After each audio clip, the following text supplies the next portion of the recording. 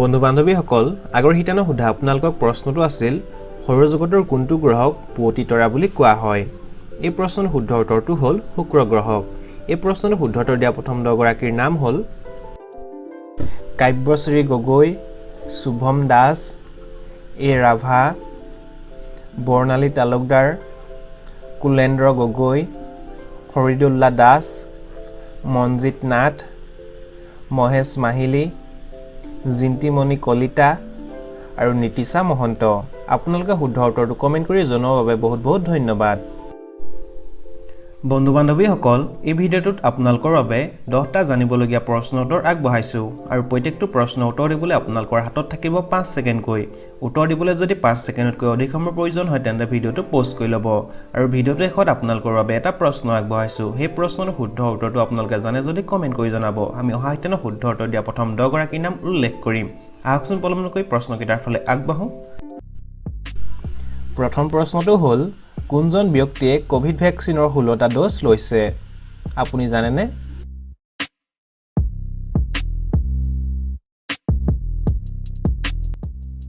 এই প্ৰশ্নৰ উত্তৰটো হ'ল ইণ্ডোনেছিয়াৰ আব্দুল ৰহিমে কোভিড ভ্যাকচিনৰ 16টা ড'জ লয় আচৰিত নহয়নে 2 নম্বৰ প্ৰশ্ন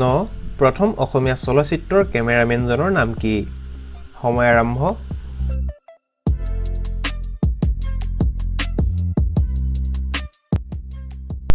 এই প্ৰশ্নৰ উত্তৰটো হ'ল প্ৰভাত বৰুৱা প্ৰথম অসমীয়া চলচ্চিত্ৰ কেমেৰামেনজনৰ নাম হ'ল প্ৰভাত বৰুৱা 3 নম্বৰ প্ৰশ্ন কোনটো কোম্পানীয়ে পোনপ্ৰথমে মোবাইল ফোন আৱিষ্কাৰ কৰিছিল সময় আৰম্ভ এনে ধৰণৰ 10টা জানিবলগীয়া প্ৰশ্ন উত্তৰ পাবলৈ ভিডিঅ'টো শেষলৈকে চাই থাকিব এই প্ৰশ্নৰ উত্তৰটো হ'ল মটৰলা কোম্পানীয়ে পোনপ্ৰথমে মোবাইল ফোন আৱিষ্কাৰ কৰিছিল 4 নম্বৰ প্ৰশ্ন কোনজন ব্যক্তিয়ে নিজৰ ইচ্ছানুসৰি দেহৰ নম্বুত থিয় কৰিব পাৰে সময় আৰম্ভ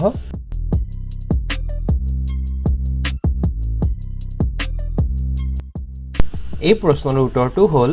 জেমছ হাৰ্ডাৰ্ছ তেওঁ নিজৰ ইচ্ছানুসৰি দেহৰ নোম থিয় কৰিব পাৰে 5 নম্বৰ প্ৰশ্ন মানুহে খোৱা আহাৰ হজম হ'বলৈ কিমান সময় লাগে সময় আৰম্ভ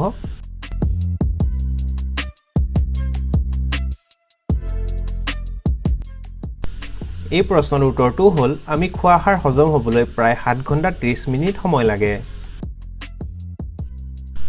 ইয়াৰ পাছৰ প্ৰশ্নটো হ'ল পৃথিৱীৰ সকলোতকৈ বুদ্ধিয়ক চৰাই বুলি কোনবিধ চৰাইক কোৱা হয় আপুনি জানেনে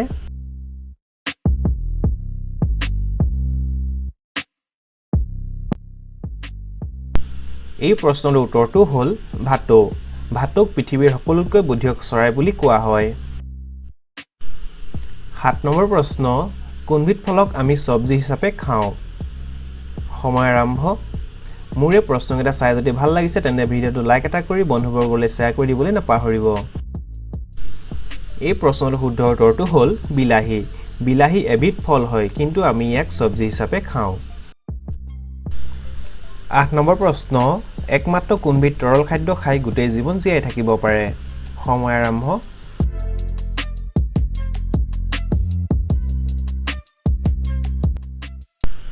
এই প্ৰশ্নৰ শুদ্ধ উত্তৰটো হ'ল গাখীৰ মানুহে গাখীৰ খাই গোটেই জীৱন জীয়াই থাকিব পাৰে 9 নম্বৰ প্ৰশ্ন একমাত্ৰ কোনবিধ ফুলৰ পাতত মানুহো বহিব পাৰে সময় আৰম্ভ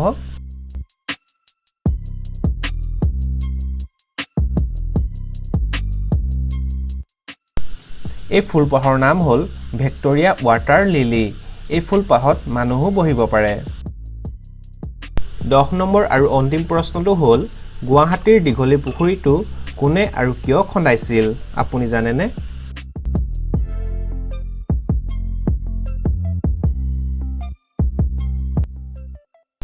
এই প্ৰশ্নৰ উত্তৰটো হ'ল গুৱাহাটীৰ দীঘলী পুখুৰী কামৰূপৰ ৰজা ভগদত্তই খন্দাইছিল কামৰূপৰ ৰজা ভগদত্তই তেওঁ জীয়েকৰ বিয়াৰ সময়ত পানীৰ তোলা অনুষ্ঠানৰ সুবিধাৰ্থে গুৱাহাটীৰ দীঘলী পুখুৰীটো খন্দাইছিল বন্ধু বান্ধৱীসকল আপোনালোকৰ বাবে আগবঢ়োৱা আজিৰ প্ৰশ্নটো হ'ল কৰোনা ভাইৰাছৰ পৰীক্ষাক কি নামেৰে জনা যায় এই প্ৰশ্নৰ শুদ্ধ উত্তৰটো আপোনালোকে জানে যদি কমেন্ট কৰি জনাব আমি অহা দিনৰ শুদ্ধ উত্তৰ দিয়া প্ৰথম 10 গৰাকীৰ নাম উল্লেখ কৰিম